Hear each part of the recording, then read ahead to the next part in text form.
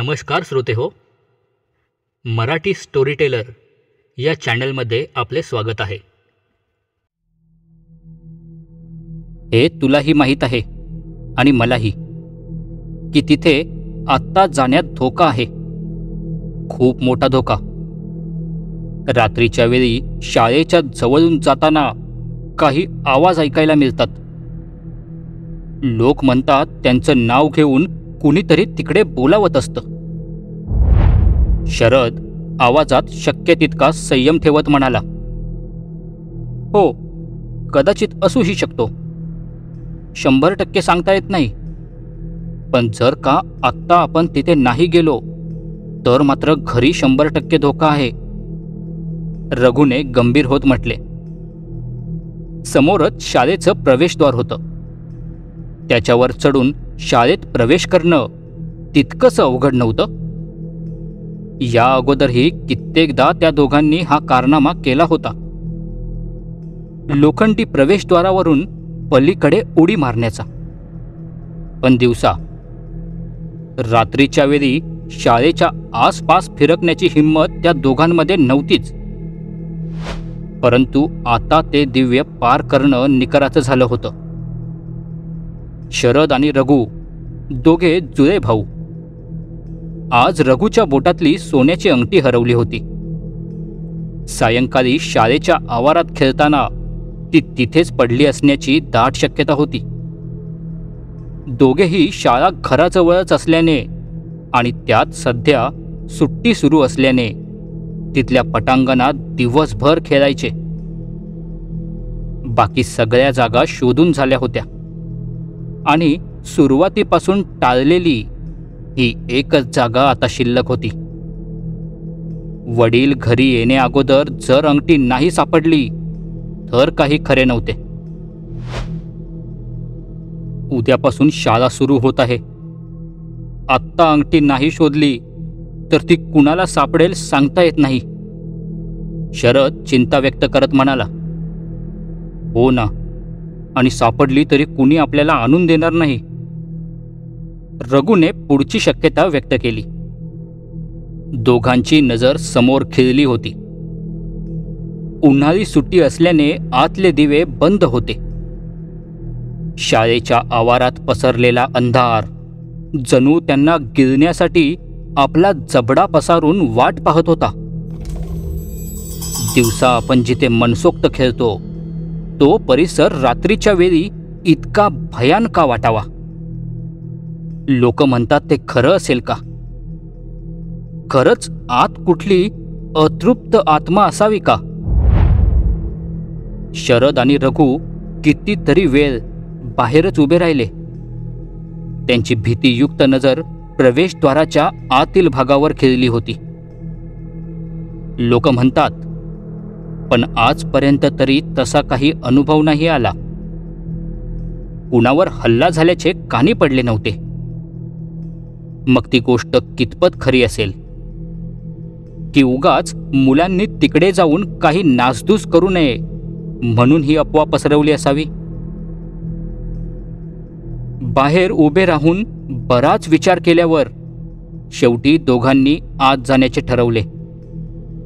शरदनेच पुढाकार घेतला आणि लोखंडी प्रवेशद्वारावर चढून त्याने पलीकडच्या बाजूस उडी मारली.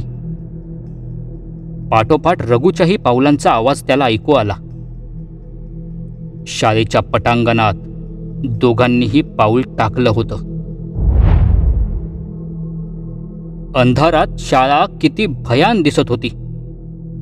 जणू एखादा जुना पडका वाडा.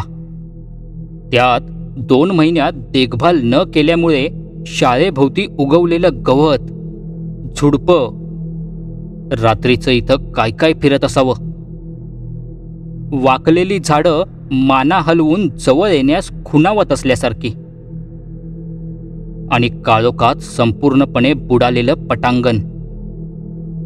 कुठे कुठे अंगठी शोधणार? रघु, पटापट, जिथे जिथे गेला होतास तिथे शोधायला सुरुवात करू आणि दोघांनी सोबतच राहायचं.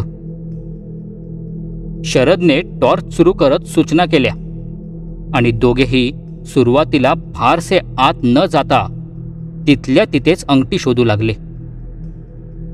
टॉर्चच्या तुटपुंजा प्रकाशात दोघे बारीक नजरेने तिथल्या परिसरात अंगठी शोधत होते. एक एक करत पाऊल पुढे टाकत होते. पटांगणातल्या मातीत अंगठी खाली रुतून बसली असल्यास ती कशी बरी सापडेल? ही शक्यता रघुच्या मनात येताच त्याने जवळ पडलेल्या सुकलेल्या डहाळीचा काठीसारखा उपयोग करत जमिनीवरची माती सावकाश वर खाली करण्याचा प्रयत्न सुरू केला. शरद आवश्यकतेनुसार टॉर्चचा प्रकाश मागे पुढे करत सभोवतालच्या गोष्टींवर सुद्धा नजर ठेवून होता. त्या जागेसंबंधी मनात भीती होतीच. त्यामुळे एखादा धोका जवळ येताना दिसण्यापूर्वीच सावध राहण्याची खबरदारी तो घेत होता. जवळपास 1 तास गेला, परंतु अंगठी काही सापडली नाही. शोधत शोधत रघु आणि शरद शाळेला वेढा घालून मागच्या बाजूला आले होते. आपल्या शोधापायी हळूहळू पुढे सरकत असलेल्या त्या दोघांना आपण कुठे आलो आहोत याचे जराही भान राहिले नव्हते. इतका वेळ चौकस असलेल्या शरदच्याही ते लक्षात आले नव्हते. पण अचानक ती गोष्ट घडली आणि आपल्या कार्यात मग्न असलेल्या रघु आणि शरदचे लक्ष तिच्याकडे वेधले गेले. शाळेच्या मागच्या भागात झाडे दाटीवाटीने उभी होती. पायाखालची झुडपेही तिथं जास्तच होती. रघु आणि शरदने या भागात पाय ठेवल्यापासून जाणवत असलेली स्मशान शांतता आता भंग पावली होती. कोपऱ्यातल्या झाडीत काहीतरी हालचाल होत होती. सुकलेल्या काटक्या काडकन मोडल्याचा आवाज आला होता. शरदची नजर तिकडे पाहण्यासाठी वर होताच त्याच्या अंगात भीतीची थंड लहर सळसळत गेली. सभोवताली सर्व वार नजर फिरवताना त्याच्या मनाला भीतीने घेरलं होतं. आसपास संपूर्ण दाट काळोख आणि त्यात तो खसपटण्याचा आवाज मनात धडकी भरवत होते. आपण बऱ्याच आतमध्ये आल्याची जाणीव होताच शरद सपशेल घाबरला होता. रघुला माघारी फिरण्यासाठी सांगायला जावं तर तेवढ्यात रघुच बोलू लागला. आठवलं, खेळताना बॉल इथेच आला होता आणि तो घ्यायला मी इकडे आलो होतो. रघु बोलता बोलता खाली जमिनीकडे पाहत पुढे जाऊ लागला. रघु, थांब, अरे थांब. शरद बोलेपर्यंत रघु त्या झाडीत शिरला सुद्धा आणि पाठोपाठ धाप असं काहीतरी पडल्यासारखा आणि पाणी वर उसळल्यासारखा आवाज कानापर्यंत येऊन पोहोचला. त्या प्रकाराने शरदच्या अंगावर शहारा आला. रघु! शरद ओरडला. झाडी इतकी दाट होती की टॉर्चच्या प्रकाशात सुद्धा नीटसे दिसत नव्हते. जवळ जाण्याशिवाय पर्यायच नव्हता. शरद शक्य तितक्या वेगाने पुढे गेला आणि झाडीत शिरला. रघु! रघु! शरदच्या आवाजात कंप होता. ती रघुसाठीची काळजी होती. शरद! रघुचा अस्पष्ट आवाज आला. शरदने टॉर्चचा प्रकाश तिकडे टाकला आणि अक्षरशः तो दचकलाच. शाळेच्या मागे इतके मोठे गटार त्याने पहिल्यांदाच पाहिले होते. तेही घाणीच्या पाण्याने भरलेले. रघु त्यातच पडला होता आणि मदतीसाठी शरदला पुकारत होता. शरद त्याच्या दिशेने वेगाने धावला आणि पुढे सरसावत त्याने रघुला हात दिला. जवळ ये, प्रयत्न कर, हात घट्ट पकड. शरद रघुला बाहेर काढण्याचा पुरेपूर प्रयत्न करू लागला. एव्हाना गटांगळ्या खात असलेल्या रघुचा हात शरदच्या हातात होता. सोडू नको, मला बाहेर काढ, मदत कर. रघुच्या तोंडातून तो विचित्र आवाज ऐकून शरदच्या अंगावर काटा आला. भीतीमुळे एक क्षण तर रघुचा पकडलेला हात सुटणारच होता, परंतु तरीही आपल्या भावाला वाचवण्यासाठी शरदने शर्तीचे प्रयत्न केले. कसा बसा रघुला बाहेर ओढत त्याने झाडीजवळ आणला. रघु पूर्णपणे गटाराच्या पाण्यात भिजून ओला चिंब झाला होता. त्याच्या कपड्यांनाही घाण वास येत होता. तू ठीक आहेस ना? शरदने धापा टाकत विचारले. हो, तू वाचवलेस मला. रघुचा बदललेला आवाज पुन्हा शरदला भीती घालू लागला. तिथे आता एक क्षणही थांबणे शरदला धोक्याचे वाटू लागले होते. चल, घरी चल लवकर. शरदने रघुचा हात पकडला आणि त्याने वेगाने घराकडची वाट धरली.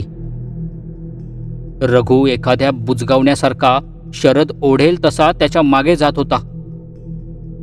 शरदचा चालण्याचा वेग जास्त असला तरी त्याचा मेंदू मात्र त्याहीपेक्षा जास्त वेगाने पळत होता. शाळेच्या मागच्या भागापासून ते मुख्य प्रवेशद्वारापर्यंत पोहोचताना तो काय काय अनुभवत होता हे त्याचं त्यालाच ठाऊक होतं. जसजसं लोखंडी प्रवेशद्वार जवळ येऊ लागलं तसतसे रघुच्या ओलसर हातावरचं पाणी अचानक बाष्परूप घेऊन हवेत विरून जात होतं. टॉर्चच्या प्रकाशात शरदला ते साफ दिसलं होतं. शिवाय रघुचे भिजलेले कपडे शाळेच्या आवारातून बाहेर पडेपर्यंत पूर्णपणे सुकले होते. एवढंच काय, त्याचा आवाज देखील आता पूर्वीसारखा व्यवस्थित झाला होता. ते कसं झालं हे शरदला माहीत नव्हतं, परंतु यामागे कसली तरी भुताटकी असण्याची शंका त्याच्या मनात आली होती.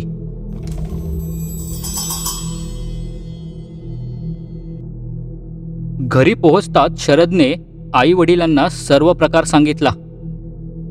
हो हो म्हणता म्हणता आसपासच्या वस्तीत बातमी पसरली.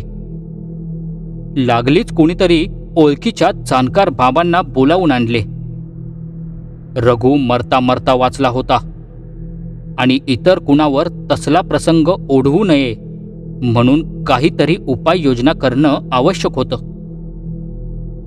शरद आणि रघुला सोबत घेऊन त्यांचे वडील, जाणकार बाबा आणि वस्तीतले आणखी 5-6 जण पुन्हा शाळेच्या दिशेने निघाले. काही वेळातच ते सर्वजण शाळेच्या मागच्या बाजूला असलेल्या झाडीत शिरले. शरदने ती जागा दाखवताना आश्चर्याने रघुकडे पाहिले. पाठीमागच्या गटारात पाण्याचा एक थेंबही नव्हता. शरदने अडखळतच त्या जाणकार बाबांना सगळा प्रकार सांगितला. गटारापासून काही अंतर ठेवून बाबा तिथंच ध्यानाला बसले. जवळपास अर्ध्या तासानंतर ध्यानातून बाहेर आलेल्या बाबांनी जी हकीकत सांगितली ती ऐकून उपस्थित सगळे चकित झाले.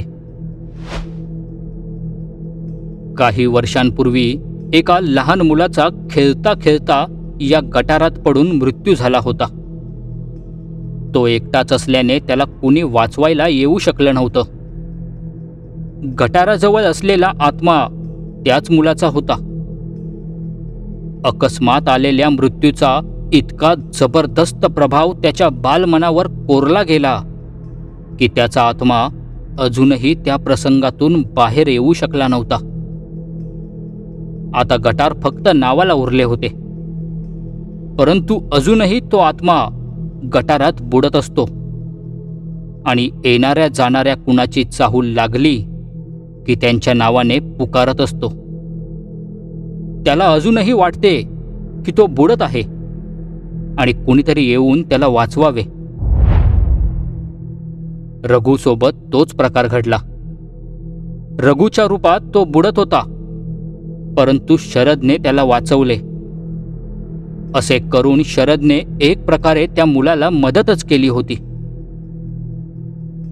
पुढे बाबांनी त्या अभागी आत्म्याच्या सुटकेसाठी काही काळ साधना केली आणि उपस्थित जमावाला ते गटार कायमस्वरूपी बंद करण्यास सांगितले. शरदने गटाराच्या दिशेने जात वाकून पाहिले. रघुही त्याच्या बाजूला येऊन उभा राहिला. शरदच्या ते लक्षात आलं की जरी आता गटारात पाण्याचा एक थेंबही नव्हता वा रघुचे कपडे सुकलेले असले तरीही रघुच्या कपड्यांना मघाचा घाण वास येतच होता. वडिलांसोबत माघारी परतताना शरद त्याच विचारात हरवला होता. बाहेर येताना काही अंतरावरच जमिनीवर पडलेल्या त्या चमकणाऱ्या वस्तूवर रघुचं लक्ष गेलं. धावत जाऊन त्याने खाली पडलेली ती वस्तू उचलली आणि शरदला दाखवली. दोघांच्याही चेहऱ्यावर हसू उमटले. कदाचित त्यांनी केलेल्या मदतीच्या बदल्यातच ती अंगठी परत मिळाली होती. समाप्त. मित्रांनो, कथा आवडली असल्यास लाईक करा, शेअर करा आणि आपल्या चॅनलला सबस्क्राईब करायला विसरू नका. भेटूया लवकरच पुन्हा एकदा एका नवीन कथेसोबत. धन्यवाद.